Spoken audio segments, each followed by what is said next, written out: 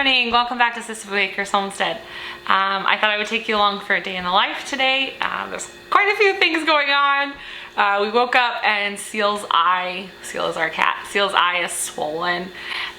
He got in a fight with his brother this week and it was a little bit puffy, but it was looking like it was getting better. And then this morning it went the opposite way. So Josh is on his way home from work for an early lunch to pick up Seal and take him down to the vet, unfortunately.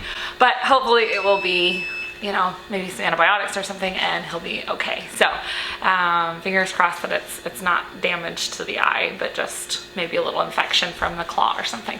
So anyway, not what I was planning on working around today, but that's okay. That's real life, right? So I've noticed a theme lately around food on our homestead, whether it's for the vlog or just in our life. Like we've been doing the pantry challenge through January and into February.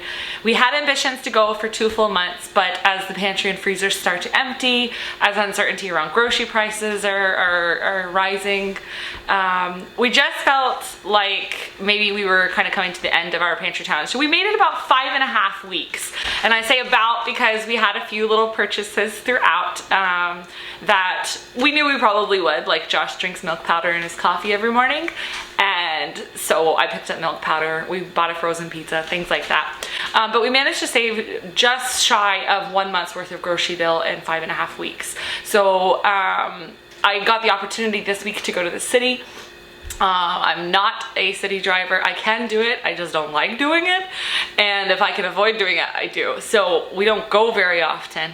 But there is a big Costco there. So a friend contacted me on Tuesday night and said, hey, you want to go with me to the city tomorrow? We're gonna go to Costco. So I checked out Costco, checked out their meat prices and things, and did quite a grocery haul. I found a lot of meat prices there, especially in pork. That really worked for our budget. So we went and did that for all day on Wednesday.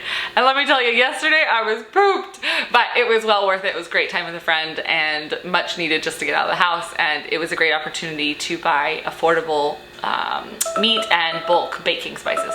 There's my kitchen timer. Hey Google, stop. So basically today I'm gonna be processing that meat. I got a lot of big pork loins, and we used to always buy these back in Ontario and cut them up into lots of different meals and then portion them out into bags or containers and freeze them. So then we can just grab what we need for a meal. Josh and I love eating out. And what we have found is in the busier seasons and in the tired seasons, which pretty much life is one or the other, no matter how much you slow your life down, there are just seasons sometimes that you need more convenient food. So what we try to practice, we still eat out, but what we try to practice is having as many convenient fast food homestead foods as we can, ready to go in the freezer. And that may look like a casserole we can just pop in the oven, or it may look like one package of 2 pork chops, because that's all we need for the 2 of us. And then I just throw a can of green beans that I've canned, and I peel a potato or 2. Well, actually we don't peel our potatoes, but we boil them. So anyway, so basically today what I'm gonna be doing is processing a bunch of cheese and a bunch of meat that I purchased. Maybe I'll show you a little haul of some of the stuff we got. This channel is not really a grocery haul channel. I love watching grocery haul channels. It's like a weird YouTube favorite of mine. And I'm not the only one out there, I know, but that's not really our channel, so I'm not gonna do a whole big haul, but I will, if something strikes my fancy as I'm going through processing the meat, I will tell you about it if I think it's worth letting you know. All that being said, come along for the day with us, and you may see Josh pop in and out just a little bit too to get the cat. And yeah, welcome to the homestead.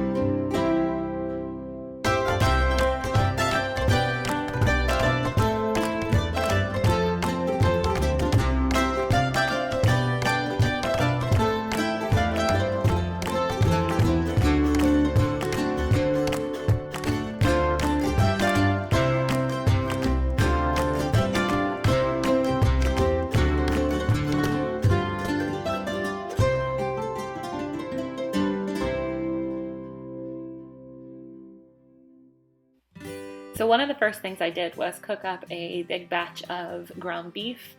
I just usually season it with salt, pepper, garlic, maybe some onion, salt, and then because I knew the dish I was making, I went ahead and added in some homemade barbecue sauce. I was going to put 1 onion in each of these dishes of pasta, but one of the onions ended up not being any good anymore, so we threw that for the chickens, and I split 1 onion between the 2 pans. Basically, I sliced it up or diced it up and then halved the diced onions half into each pan. What my goal was with this dish was to have kind of a quick kind of hamburger helper type dish that we could have some for dinner, and then the rest of it would go into containers in the freezer for simple pasta nights. So all that's in this dish is some shell pasta.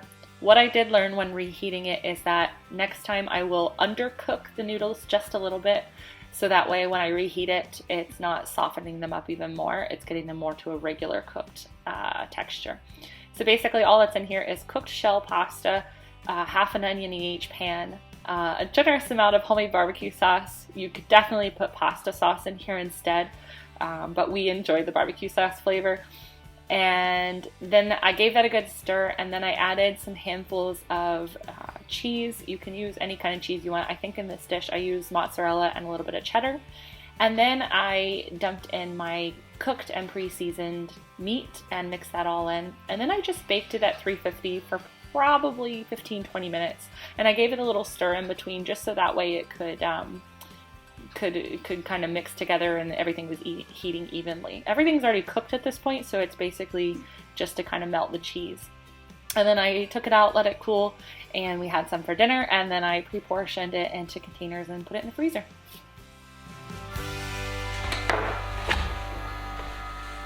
Okay, so currently I have the ground beef, second batch of ground beef cooking right now, and all of this ground beef that I'm making right now is for chili. So I will get all of the ground beef for the chili meals cooked up, and then I will just bag up the ground beef and freeze it. I learned this tip from my mother-in-law, who she cooks ground beef ahead of time and then uses it in things as she needed. I tried doing this in the past for other meals, and it wasn't my favorite thing, but what I have noticed is it's a texture thing for me. So I really like this hack for chili, because chili, the meat goes straight into the soup and I don't taste it in the other things. So I find it is a good time saver to make a bunch at once. So that's what is cooking right now. And then the pasta hamburger helper type dish is, I have 2 things of them in the oven right now, and those are gonna be for a little bit of it for our dinner tonight, and then the rest of it I'm going to section off into smaller containers, and we can pull those out for lunches or a side for dinner. And right now what I'm going to do is cut up this huge package of pepperonis, and I'm going to put on something fun to watch on YouTube while I do it. That's a hack that I've learned from a lot of other meal planners and preppers, is either listen to an audiobook or be listening to something that you enjoy and is engaging when you're doing a monotonous task. And then I'll put these in little baggies as well, and we're gonna section up all of that cheese when Josh gets home with my bags. And basically I'll just be able to pull these out, and it'll be toppings for a pizza. Josh and I are really enjoying making the sourdough pizzas right now.